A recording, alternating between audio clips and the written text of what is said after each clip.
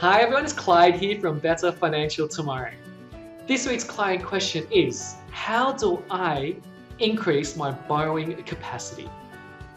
3 simple ways to do just that. Number 1 is reduce your everyday expenses.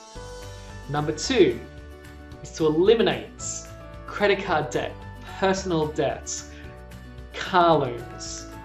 And finally, number 3 is to make sure you choose the right lender. 3 simple ways to increase your borrowing capacity. So, if you need help with anything finance related, whether it's home loans or financial advice, please contact our office, connect with us online, as we would love the opportunity to assist. I hope to see you soon.